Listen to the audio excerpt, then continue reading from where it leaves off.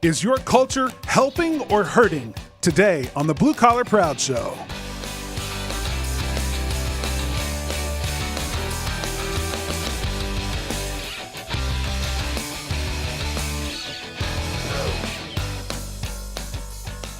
Hey everybody, and welcome back to another episode of the Blue Collar Proud Show. It's the show all about having and living the blue collar business dream.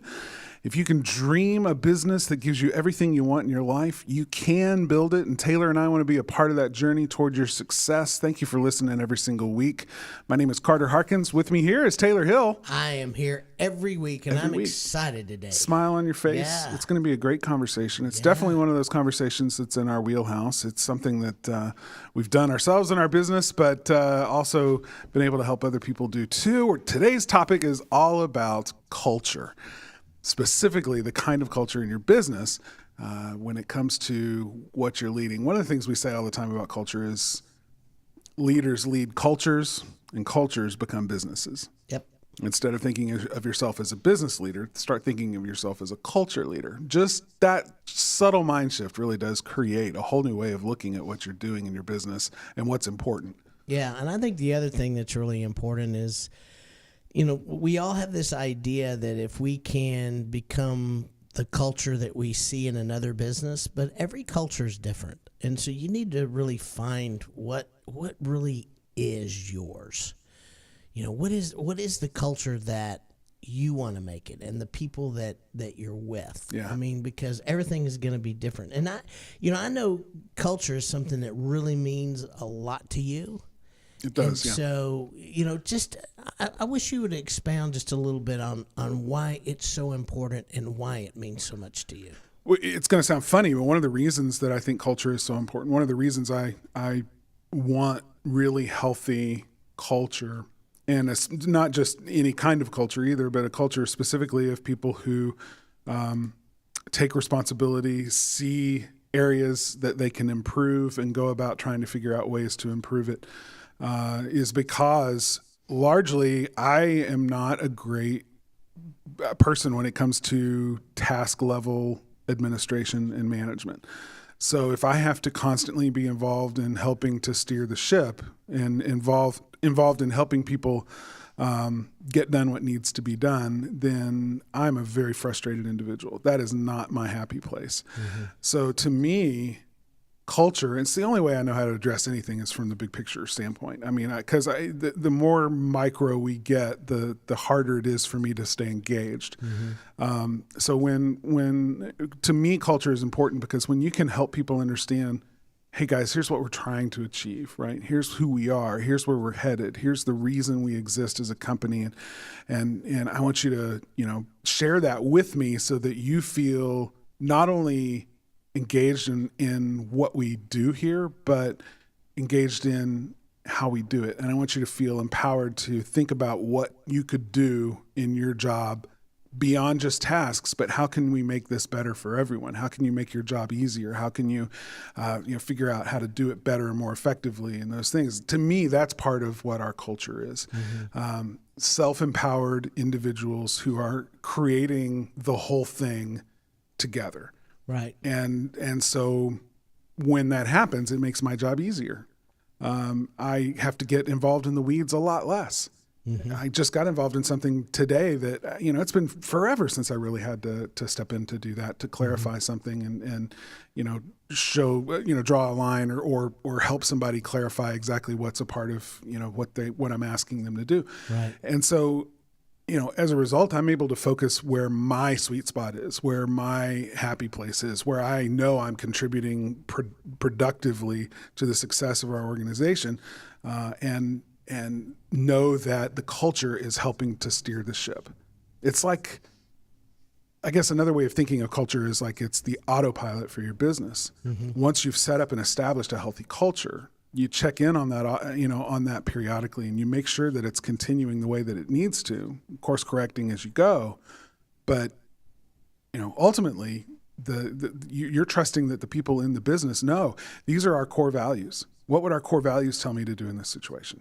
This is our purpose. Does what I'm thinking of doing here line up with that purpose of why we exist as a business? If it does, then great, I'm going to do it, and know that I've got the backing of the culture to and the people who helped us create that culture in order to do what I need to do. Right. And if it doesn't, then that's not something that I should do. So it's such a clarifying thing to be in a strong culture that helps everybody know how we do it here.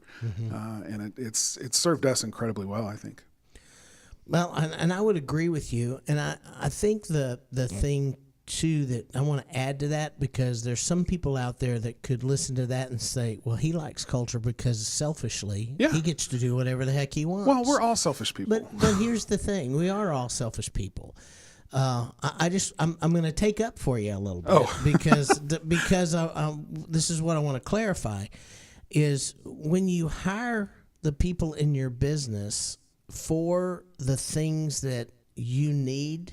In other words, if you know that certain things are difficult for you, or you know that those things are somebody else's sweet spot, hire those people. Right. Yeah. And so when you have a culture and you're able to do the things that you are best at, you're also giving those people the ability to do the things that they're best at in their sweet spot. So, in the perfect world, every single person in your business is being able to live and thrive and work in their sweet spot. Yes. And if you can get there, man, it's fantastic. Exactly. And it's realizing that as the leader of the company, this thing's got to be bigger than just my ego or our ego as the owners of the company. Yeah. And so my selfishness really is about empowering other people to be at their best so that I get more of what I want.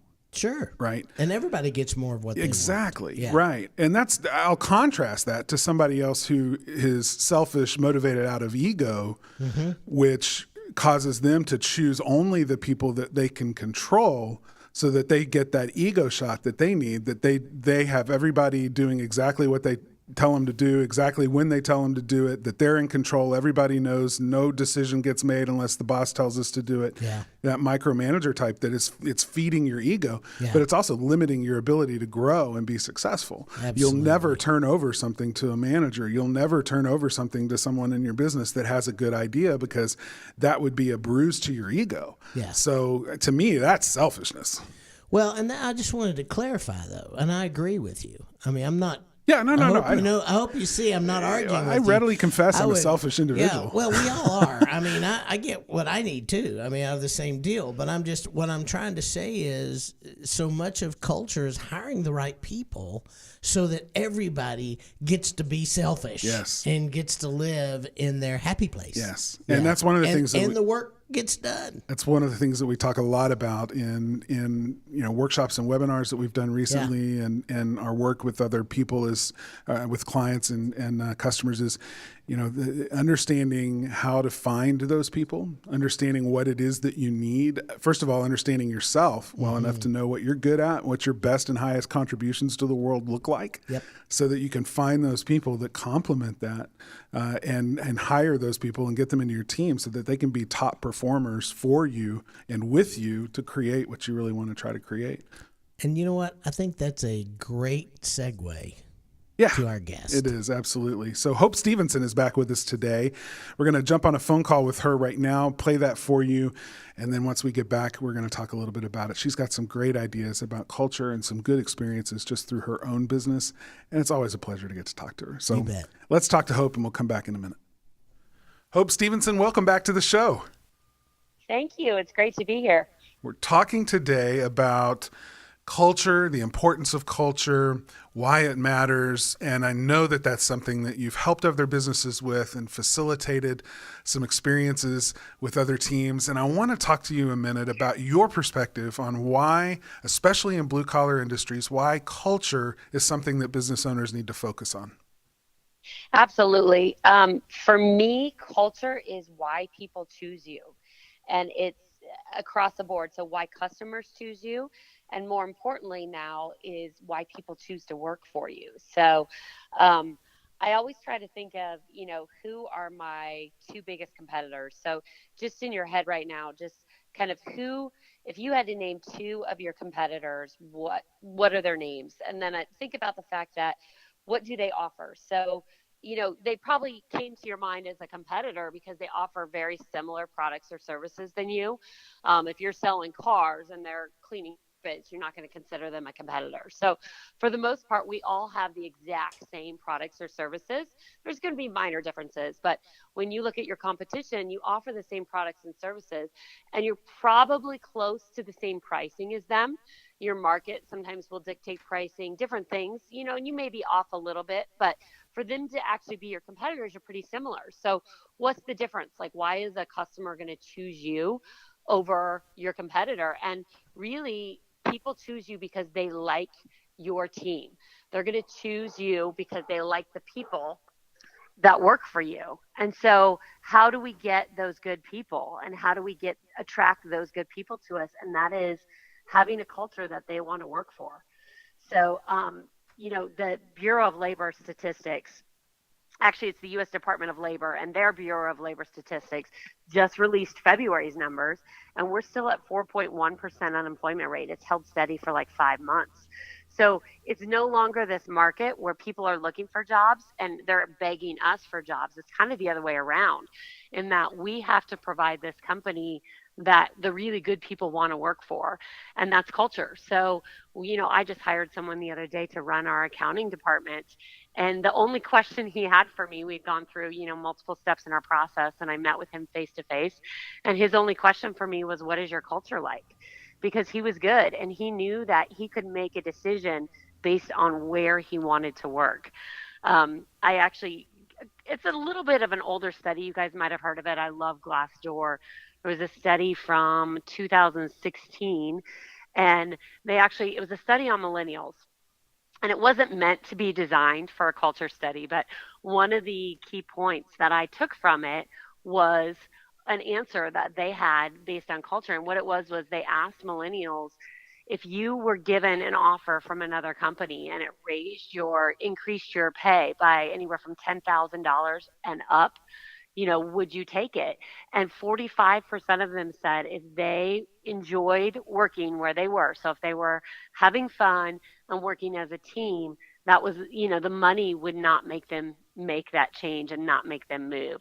So that to me is just astonishing, that number, that culture is that important. I've got a friend who I do a lot of volunteer work with, and he always says, I don't have to do this, so it better be fun if I'm going to do it. Now, that's volunteer work, of course, but that's kind of something you can transfer to people working with you and for you. Like, the really good people have multiple options. They can get jobs at multiple different places. So we've got to create a culture where they work as a team, where they have fun, and where they really want to be a part of something bigger.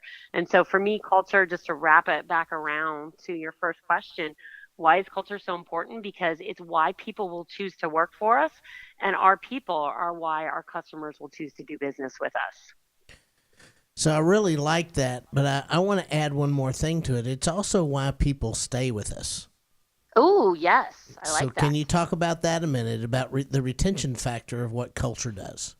Sure, absolutely. So, and it's interesting. The millennial statistics I gave speaks to that too. But when you look just across the board, not just millennials, feeling a part of something, like there's that moment where, when you meet someone for the first time and you find that connection and you feel like a like-minded person. But think about the effect that that has on people when they are able to accomplish something with that like-minded person. So there's that instant connection that you like, happy, fun at the beginning. But then after you've been with that person for years and you've worked with that company, and you can look back on all the things that you've accomplished together and how much you've done and enjoyed working together as a team to accomplish those things, it just creates a sense of loyalty. And I think too, the things we do to help kind of sustain our culture. So the company activities you do and the way you continue to set goals and set visions, those are all intentional things that you do to maintain your culture. Those are the things that make people stay with you. What can you think of, Taylor? What were you thinking when you brought that up? Well, I just think that we are short-sighted when we think of hiring and retaining people. we tend to think that it's all about money, it's all about the job description, those kind of things, and we forget that people work for people.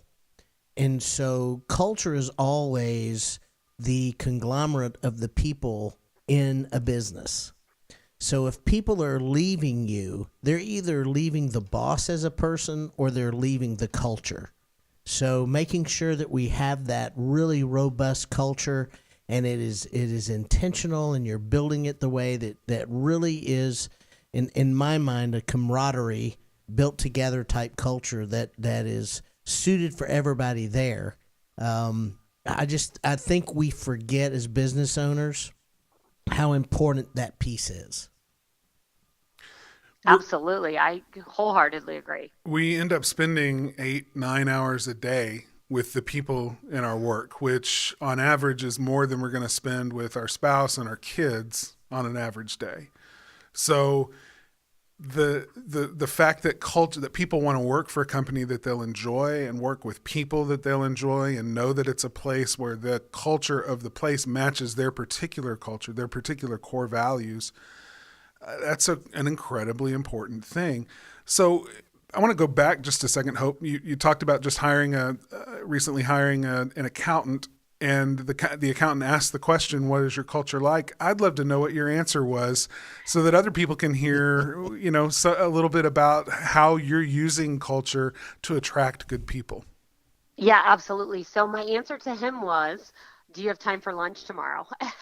And he said yes. And so what we did was I set up, I just told everyone, hey, we're really interested in this guy, because he was my number one candidate at that point. Like, I really enjoyed meeting him and working with him through our process. And so I wanted to be very careful, because so he had made it clear to me earlier in the interview that he had left his previous place because of their culture. And so then when he asked me, what was your culture like? So the first thing I did, asked him if he had time for lunch tomorrow, opened it up to everyone. I didn't want to handpick people, because I wanted him to truly get a feel for the culture organically.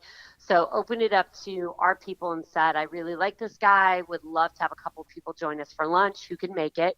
They were awesome. A couple of people joined in.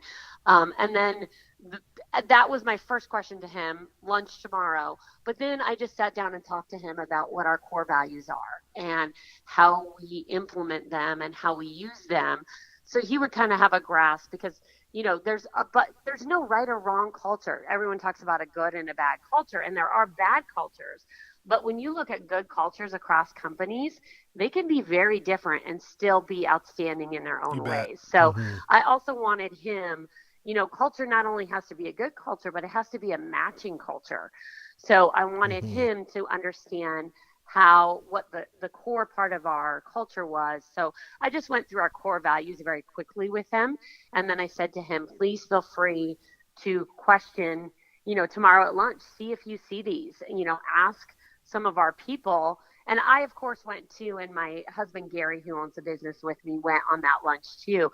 But we tried to stay very quiet and just let this gentleman and our people just interact. And I encouraged this gentleman to ask our people about the core values that I had told him existed and that I had told him our culture was defined on, and see if he really saw those in people. That's awesome. Yeah. I think when you know that your culture is strong, and you know that the people that work for you embrace those core values and purpose and mission and vision, then turning them loose to talk to the new people isn't a scary thing at all. And to use your own people to recruit great talent, I think speaks very highly of what you've built, and also I think sets the bar for all of us about what we need to be doing in order to attract those top performers for ourselves as well. Absolutely. And to talk about, Taylor, you were talking about retention. It's important for us, for our people that currently are there, to understand that we're intentional about keeping our culture. So as cool as it was for this, new gentleman coming in to go to lunch, I want our people to know that they have a say. I want to make sure that they're comfortable with what he brings to the table, so they know that we're intentionally keeping our culture and that we respect them enough to keep keep the culture safe and keep it where keep it where it needs to be for their sake. So hopefully that means something to them when they're choosing to stay, like you mentioned earlier. So Yeah, it that's works both perfect. ways. Yeah, it really does. That's really good. Hope Stevenson, thank you for being on today to talk to us about culture. Thanks for having me. It's always a pleasure. Talk soon. To hear a business owner, and just for those of you who don't know, she and her husband have a very successful, large, multi-million-dollar glass company. Yeah. And so she knows a lot about what she's talking about. She's not just a consultant, right? Those who can't do teach. It's not one of those scenarios at all. Hope is right in there with her husband, Gary, and they're building something really incredible. And to see and listen to the lessons she's learned and is still learning about culture is just really cool. Yeah, and I like the way that she approaches things. Sometimes the best thing for an owner to do is to be quiet and let their people talk. Let the culture shine. Bet. Yeah, You man. bet. So let me talk about that, because we talk a lot about culture, hiring, leadership. Those are topics that we care a lot about and are huge topics for the listeners. Talk to people about leadership, though, because I said at the top of the show that leaders, thinking about the mindset shift of leaders don't lead companies, they lead cultures, and those cultures then become their companies. So the idea of leading people to create culture is something that needs constant care and feeding. Yes. Culture is something that requires frequent check-ins and everything else. So I want you to speak practically to people about how we do that, what you've seen work, and what they can do, listeners can do to check in with their culture periodically to make sure that it's healthy, take its temperature, if you will, and then course correct where needed as a leader to be able to help be one of the ones that bring about course corrections.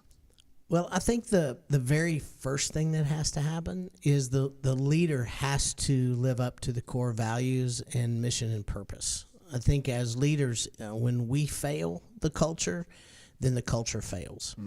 And so that's the very first thing that you have to be, I think, just absolutely 100% dead on with. And are you going to miss it sometimes? Yes, you are.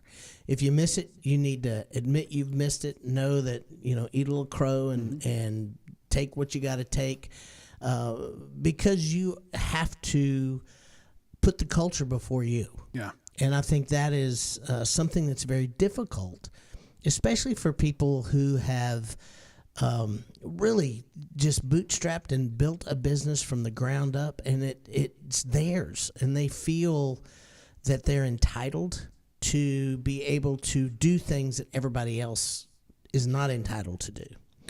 And I would caution people that feel that way that there are some things as an owner and the business owner that, yes, you can set your business up to run on its own, so you may be able to go do some other things, and yep, your people probably can't do that. But when it comes to your business, you must live by the core values and the mission and purpose that has been created for that business. Yeah. If you don't, you will lose sight, and the people will lose faith in you as their leader. And so that's extremely important. I've had people say, yep, I have come up with the culture. This is what it is. Here's what we're doing. We're going to live by this. And that's what they're doing. And whoa. What do you mean it's what they're doing? Well, it's set up for them. I'm different. That's the first problem. The owner exclusion clause. Yes, there is no owner exclusion clause. So you need to just kind of suck it up and know you're going to have to live by the stuff too. So make sure it's stuff you can live by. Make sure it's stuff everybody can live by. I mean, that's it. When I say stuff, I mean core values, mission, and purpose. So that's number one. I think the other thing that you can do, I don't think as an owner that you are ever at a place where you don't feel the pulse, if you will. Even if you're away, there are leaders there that you can check in with. How are things doing? What's going on? And be there for your people, not necessarily be there for your problems. And that's different. Yeah, it is. So, when you have a culture, you have to make sure that everybody on your team knows that you're there for them, that they're important. and that if they've got something that they want to talk to you about, your door is open, or they can get you on the phone if you're not in town. You know, and this comes to an area that I think a lot of men struggle, and that is to relate to people kind of on an emotional and just life lesson level. And so it is difficult when somebody's going through personal things to be able to sit in a room and listen and be present with them. But I think that's important. That your people need to know that you value them enough to listen, because one of the things I think everybody wants is to be heard, and I'm real guilty of not stopping long enough to really hear. So I have to work on this, is to really stop and be present so that people can talk to me about the things that they need to talk to me about. Mm-hmm, mm-hmm. So I think that's important. I also think it's important for you to listen to conversations within earshot, just to make sure that there's not something going on that you need to course correct. I think that's really important. Having the people on your leadership team very aware of what to listen to, what to listen for, so that they can also course correct, and to let them have the ability to do that when you're not around. Yeah. I mean, these are all just common things. It's really about paying attention. So let me ask about this. This is something that you just said that I think is important, because there's a corollary too. In most companies in the public view. Let's talk about reviews and how it's similar it is to what we're talking about here in this specific part of course correction. Mm-hmm. It's when you get a negative review online, a customer complains and just throws up all sorts of stuff. That hurts, but nothing is more important than the next thing that happens. Oh, absolutely. The next thing that happens is the owner response, right? Mm-hmm. How is the owner, as the leader of this company, going to step up and address this? What are they going to take responsibility for? How are they going to suggest that we correct what was done? Or how do we solve and bring solutions to bear that are respectful, to the person who is voicing the complaint? Right.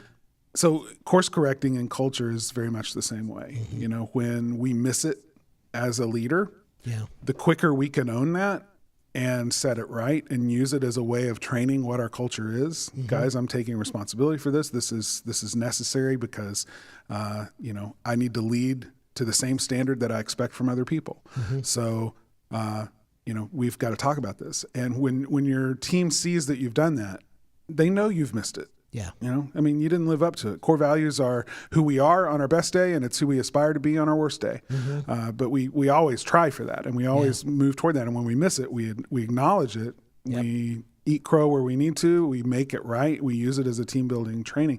But the effect that has, just like a negative review that's been responded to well online, instills trust in the general public for your company. Yes. Well, it's the same way in your culture. When you take responsibility for missing the mark and violating cultural norms, core values, purpose, and mission, and you take ownership of that as the leader, you're showing for everyone else it's possible to miss it and come back and course correct.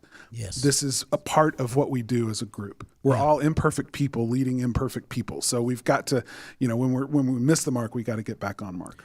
Well, and I also think the other thing that I think is really, really important here is you have to understand, as the leader and owner of your business, that what is okay for you has to be okay for everybody else. Mm-hmm.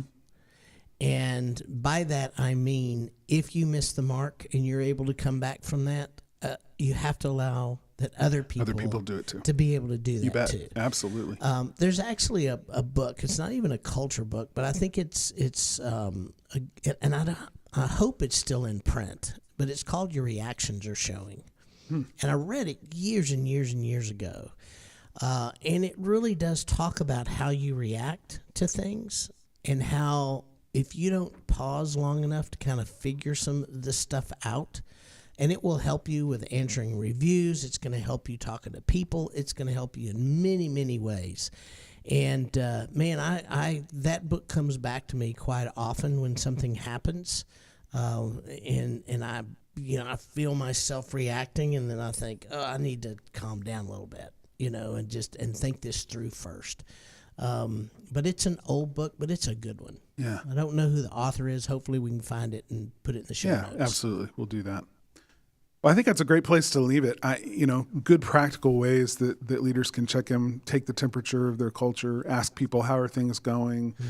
Understanding, being there, listening, and then ultimately when we're wrong, we allow people to, we take responsibility for it as a leader, but we also allow other people to take responsibility for what they need to and course correct. That's a dynamic culture that can stay on the rails for years. Yep. Yeah. That's Because awesome. you've got freedom within that culture to move. Yes. Yeah. Very good. All right, well, let's wrap up the show. I don't have any feedback to read to you today, but if you would like to leave us some feedback, we would love to have it, and we'll read it on the show. If you want to do that where our podcast is available on the iTunes podcast show, just find our podcast show page there. Do a search for Blue Collar Proud Show. Find the reviews link there, or the reviews tab there, and you can add a review. We'll find it and be able to read it to you on the next episode. Also, just a reminder, you can get our free show app in the App Store and also in Google Play if you're an Android user. It's a free app. It's where you can find all of our most recent episodes as well as bonus content, special offers, links, all sorts of good things that will help you grow your business. So check that out. It's free. Just search for it, download it, and get it. Also, one last reminder, you can come hang out with us over in the BCP Proud Nation Facebook group. Blue Collar Proud Nation Facebook group. Just do a search for Blue Collar Proud Nation on Facebook and ask to join. We'll let you right in. You can participate over there and hang out with us. So that is it. You can find out about all the other places where you can connect with us by simply going to bcpshow.com/connect. That's going to do it for this episode. As always, Taylor and I want to thank you so much for being in our audience and listening. Thank you to the people that make this happen every single week. Aaron Blaze, our technical director, Jessica Wynn, our show coordinator, and Jonathan Sanders, our community manager. Until next time, remember, it takes the same energy to build a business you hate as it does to build one that you're proud of. So why not build it the Blue Collar Proud way? We'll see you next time right here. Thanks.